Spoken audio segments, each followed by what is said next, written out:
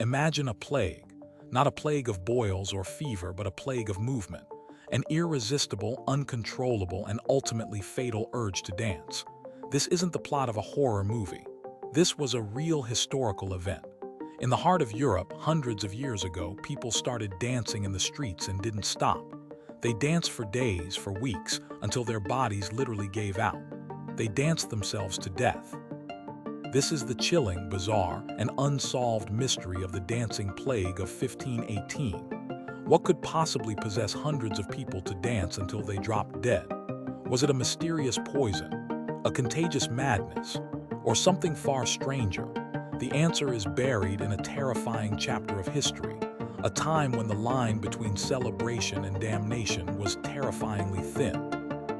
It all began on a hot summer day in July 1518 in the city of Strasbourg, then part of the Holy Roman Empire.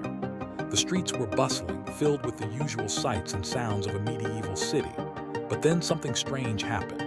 A lone woman known to history only as Frau Troffea stepped out of her house and into the narrow cobblestone street. She didn't walk to the market. She didn't visit a neighbor. She began to dance. There was no music, no festival, no reason. She just danced. Her movements weren't joyful or graceful. They were frantic, jerky, and desperate. Her arms flailed, her legs kicked, and her body twisted under the summer sun. Her husband begged her to stop. Neighbors gathered, watching in stunned silence, then in growing alarm. But she couldn't stop. She didn't stop. She danced for hours until she collapsed from sheer exhaustion. But after a few hours of restless sleep, she got up and started again. This wasn't a performance, it was a compulsion. Frau Troffea danced like this, alone in the street, for nearly a week. Her feet were bloody, her body was bruised and dehydrated, but the invisible force compelling her to move was relentless. You might think the city's authorities would have intervened, that a doctor would have been called. But in the early 16th century, the first assumption wasn't medical, it was supernatural. The city's leaders, the physicians, and the clergy gathered to discuss the strange case of the dancing woman. Their diagnosis: this wasn't a sickness of the body, but a sickness of the blood. Specifically, they concluded she had hot blood, a condition they believed could only be cured by sweating the fever out. And what's the best way to work up a sweat? More dancing. This was the first, and perhaps the most catastrophic, mistake they would make. Instead of trying to restrain Frau Troffea, they decided to encourage her. They cleared a space for her in the public square. They believed that if she danced it all out of her system, she would be cured. But their cure became the catalyst for a contagion. Within a week, the bizarre affliction began to spread. First, a few onlookers who had been watching Frau Troffea's week-long ordeal began to twitch and shuffle.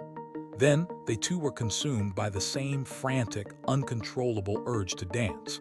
The phenomenon exploded.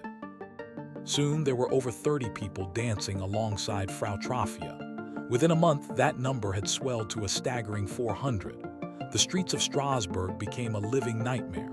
Imagine the scene.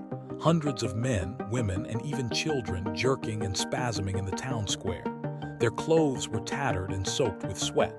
Their faces were contorted in masks of agony and exhaustion. They weren't smiling. Many were crying out in pain, begging for help, even as their limbs continued to move against their will. They were prisoners in their own bodies, forced to perform a macabre dance marathon with no end in sight. The city's elite, still clinging to their disastrous, hot blood theory, doubled down. If a little dancing wasn't working, then perhaps what was needed was a lot of organized dancing. They took the crisis to a whole new level of absurdity. The city council ordered the guild halls and open-air markets to be cleared, turning them into makeshift dance floors. They even constructed a large wooden stage for the dancers in the middle of the horse market. And to make sure the dancers kept moving, to really sweat that fever out, they hired professional musicians. Pipers, drummers, and fiddlers were paid to provide a constant, thumping beat for the macabre spectacle. The city's official strategy was to create a forced rave. But the music didn't help. It made things worse. The relentless rhythm seemed to fuel the mania, drawing more people into its hypnotic grip. The sight of hundreds of people dancing in a trance-like state, accompanied by a city-sanctioned soundtrack, only intensified the psychological pressure on the terrified citizens of Strasbourg. The cure was the poison. The consequences were devastating. Dancing is strenuous. Dancing non-stop for days on end is lethal. People began to die. They died from heart attacks. They died from strokes. They died from pure physical exhaustion. Their bodies, pushed far beyond the limits of human endurance, simply shut down. Sources from the time claim that at the peak of the plague, as many as 15 people were dying each day. The stage built to cure them became their deathbed. The music hired to help them became their funeral dirge. The city of Strasbourg, once a thriving hub of commerce, was now the scene of a month-long public health catastrophe, a dance of death from which there was no escape. The chronicles of the time are filled with harrowing accounts. One chronicler, Daniel Specklin, wrote decades later about the event, confirming the city's bizarre prescription of more dancing. Another, Paracelsus, a renowned physician who visited Strasbourg a few years after the plague, described the dancers' movements as involuntary and frantic, noting that they didn't seem to want to be dancing at all. He rejected supernatural causes, suggesting it was a physical disease with natural causes, though he couldn't pinpoint one. The plague eventually subsided in late August or early September, as mysteriously as it had begun. The dancers who survived simply stopped, collapsing in heaps, finally free from the compulsion. But the question that haunted the survivors then is the same question that baffles historians today. What on earth happened? For centuries, the most popular explanation was supernatural. It was a curse, a divine punishment from an angry saint, specifically Saint Vitus. In the mythology of the region, Saint Vitus was a Christian martyr who had the power to inflict curses of uncontrollable dancing. People believed that if you angered him, he could condemn you to dance until you appeased him or died. This is why the affliction was often called Saint Vitus's dance. The authorities in Strasbourg eventually abandoned their hot blood theory and embraced this one. They took the remaining dancers to a shrine dedicated to Saint Vitus in the nearby hills to pray for forgiveness. But for modern science, a saint's curse is hardly a satisfying explanation. So, what are the leading scientific theories? The first major contender sounds like something out of a psychedelic rock concert: ergot poisoning. Ergot is a mold that grows on the stalks of damp rye, a staple grain in the 16th century diet.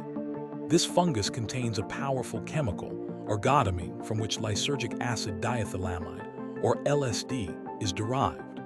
The theory goes that the citizens of Strasbourg accidentally consumed bread made from ergot-contaminated rye, leading to a mass poisoning event. This condition, known as ergotism, has two main forms. One causes gangrene where the limbs rot and fall off. The other, the convulsive form, causes violent muscle spasms, twitching, hallucinations, and delirium. On the surface, this seems plausible. Spasms could be mistaken for dancing, and mass hallucinations could explain the bizarre behavior. It would also explain why a large group of people in the same region, sharing the same food source, would be affected simultaneously. However, there are some major problems with the ergotism theory.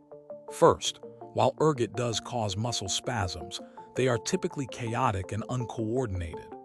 The historical accounts of the 1518 plague describe people dancing in a somewhat coherent, if frantic, manner for days on end. This level of sustained, rhythmic activity is not a known symptom of ergot poisoning. Sufferers are usually so sick and in so much pain from the convulsions that they are bedridden, not capable of a week-long dance marathon. Second, ergotism is a brutal poison. It restricts blood flow, which is what leads to the horrific gangrenous form. It's highly unlikely that hundreds of people could be poisoned enough to experience intense psychoactive effects without a single report of the more common and gruesome physical symptoms of gangrene. The historical records are detailed about the dancing and the exhaustion, but they are silent on blackened limbs or the excruciating burning sensations associated with the poison. So, if it wasn't a poison, what was it? This leads us to the most widely accepted, and in many ways most disturbing, explanation: mass psychogenic illness, also known as mass hysteria.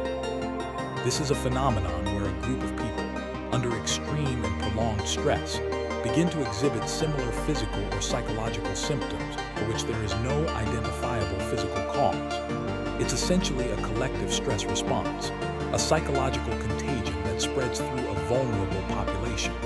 To understand how this could happen, we need to step back and look at the world the people of Strasbourg were living in. The year 1518 was not a happy time. The region had been ravaged by years of brutal famines. Starvation was a constant, looming threat. Malnutrition was rampant. On top of that, disease was everywhere. Syphilis, smallpox, and leprosy were endemic, causing immense suffering and disfigurement. The Black Death was a recent and terrifying memory, a specter that still haunted the public consciousness.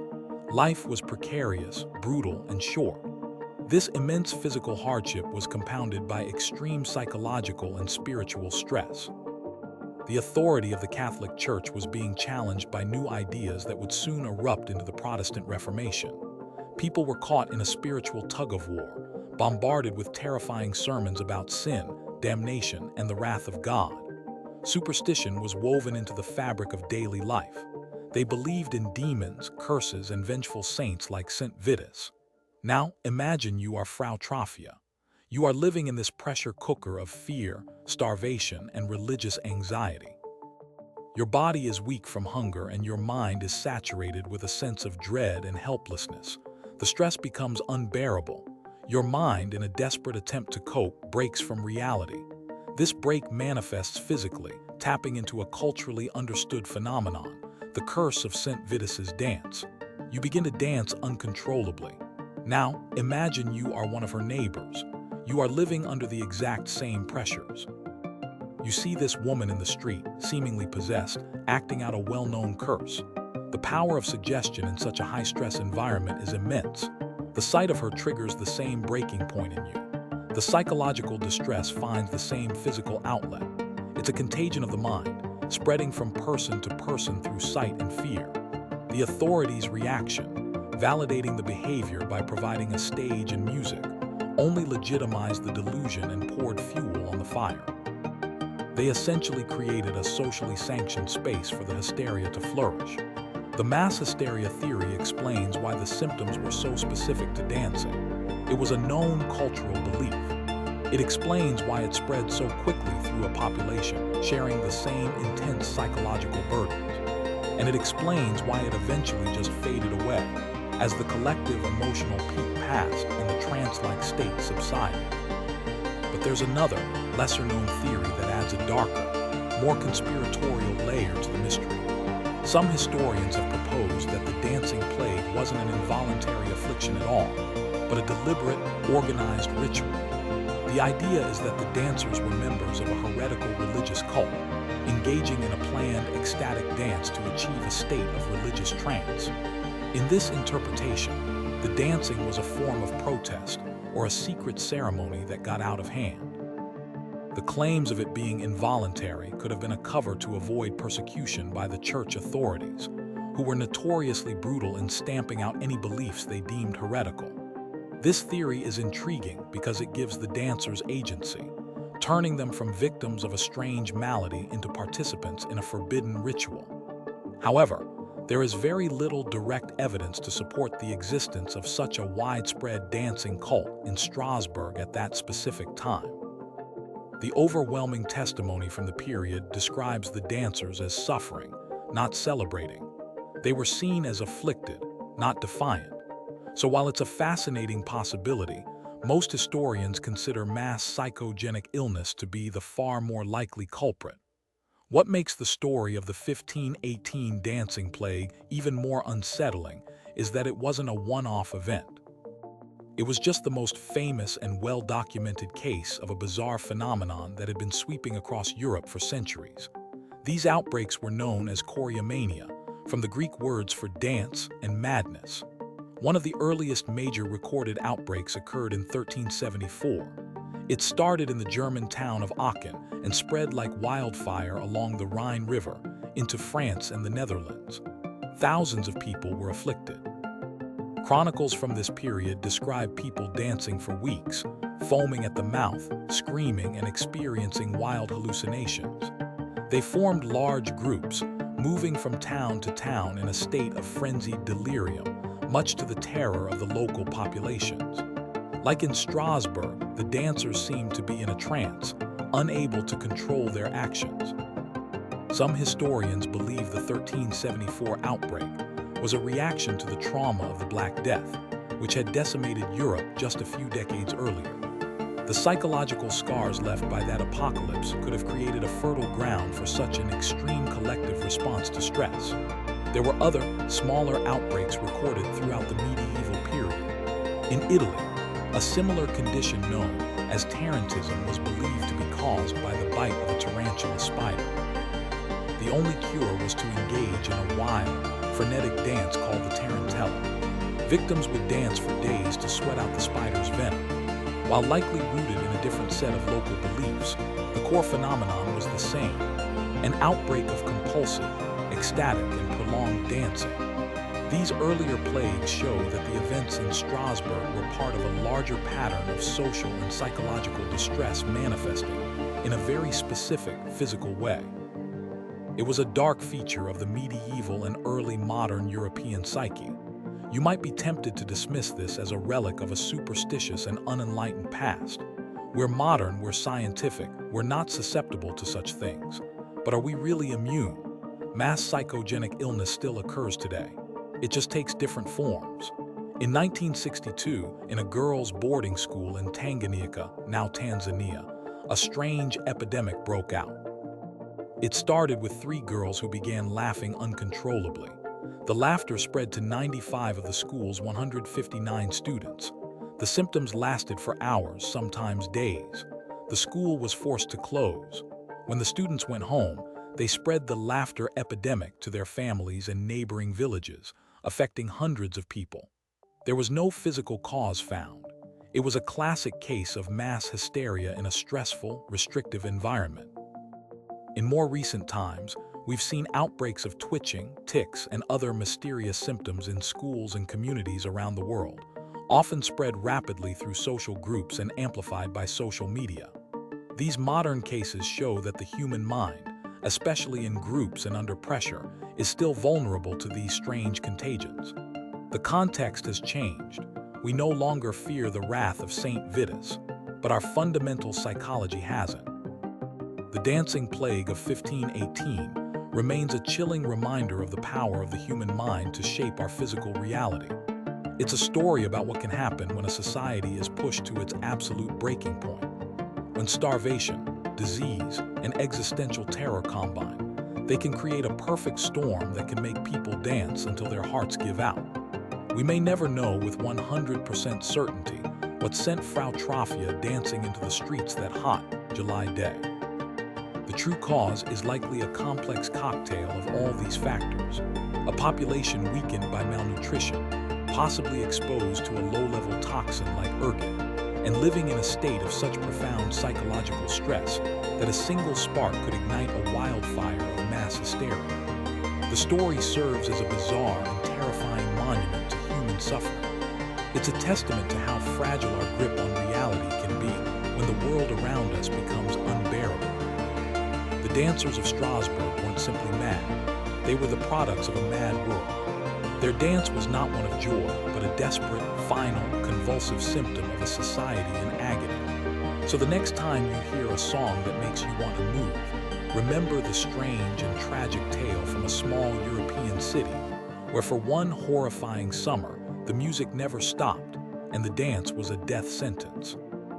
The mystery endures, a silent rhythm echoing through the pages of history, asking a question we still can't fully answer. What do you think was the real cause? Was it poison, a psychological break, or something else entirely? Let us know your theories in the comments below.